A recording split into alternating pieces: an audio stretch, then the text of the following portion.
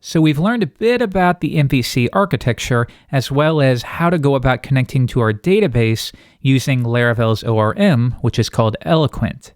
Now, let's move on to Laravel's templating engine, which is called Blade. I think you'll like it. If I open up the sidebar and I switch to our routes file, let's register a new route. Why don't we say when the user requests users, then we want to display a list of all of the users in the database. Now, how exactly would we go about doing that? Well, at this point, you should know we fetch the users, we have our user Eloquent model, so we should be able to say user all, and now let's return a view. Return, create a new view, and why don't we store this within the users folder, and we will call it index. However, we also want to pass through that users variable. So let's say with users equals that users variable. There's also another way using what we call dynamic methods. Instead, I could say with users and then pass that through. Now, what will happen here is Laravel will parse that, cut off the with part, and assume that we are looking for a user's key. A third way that we could do this is pass it as the second argument to view make. So I could say users, like so. So any of those methods will work just fine. Next, if I go back to this first argument, what this is telling Laravel is to look in the app/views/users/index file. Now, this is just as if we did something like this. However, we can leave the extension off. Next, if you want to make it feel a little bit more object-oriented, so to speak, we could also replace the slash with a period. Now, behind the scenes, Laravel is just going to convert that to a slash. But sometimes this makes it just a little easier for us. Now, if I switch over to the browser, it'll let us know, hey, you want to load this view, but you haven't created it. So let's do that now. I will open up the views directory. I will create a new folder called users. And within here, we will create index.blade.php.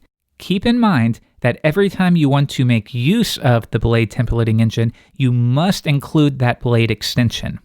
All right, so within here, why don't I add just a little bit of boilerplate? There we go. And now why don't we say all users, like so. If I now switch back to the browser, reload, we are accessing that view. We also have access to that users variable that we talked about. If I make use of that dd function again, we can die and dump that users variable.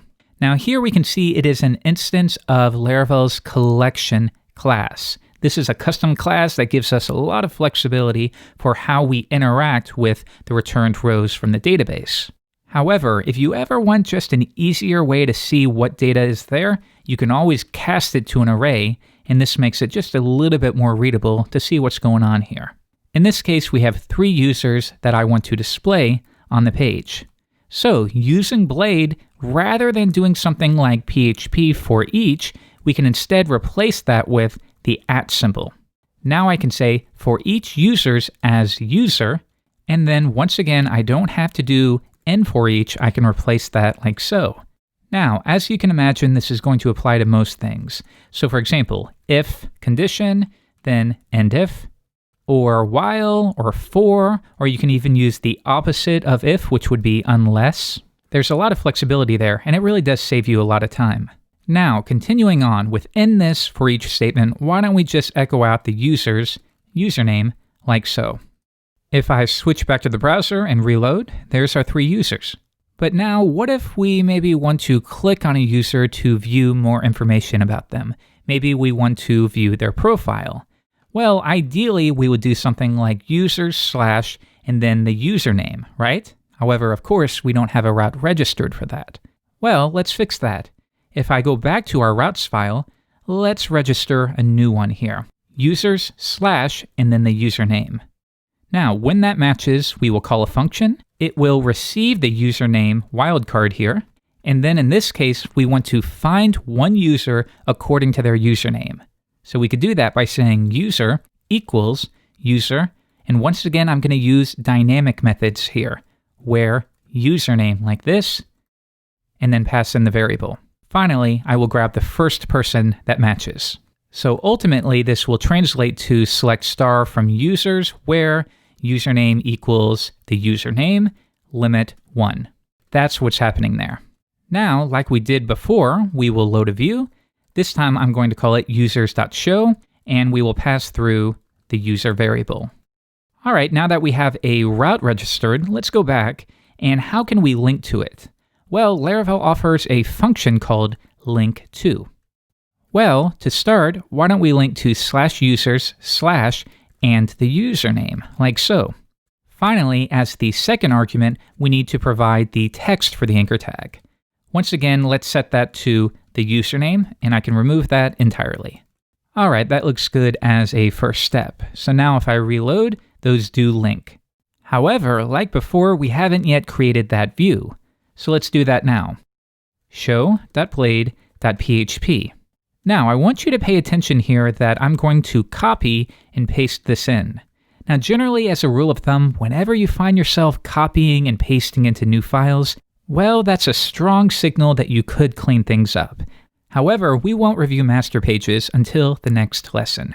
Anyhow, within here, why don't we keep it very simple and just say hello, and then echo out the user's username, like so. Now if I come back and reload, there we go. So in this lesson, we implemented just basic functionality to demonstrate how to use Blade. We fetched all users from the database, and then we made them clickable so that we can view more information about each user. Now, admittedly, there's a lot more to Blade than we've covered here, but a lot of this stuff will get you started. We can drastically clean up how we go about basic operations, like for each statements. Second, don't forget about these two curly braces here. That is equivalent to doing this, or PHP echo. And really, that can prove to be a very big help. So, on your own, I have a bit of homework. Right now, we are assuming that there are users in the database, but what if there aren't? For example, if I go back to SQL Pro and I delete all of these users, and then I come back to the browser, well, now we have no feedback whatsoever. So really, it would be helpful if we had some way to say, if there are no users, then provide some feedback to the viewer. How would you go about doing that? Well, to give you a first step, you would probably use an if statement before this, but I'll leave it to you to figure out the rest.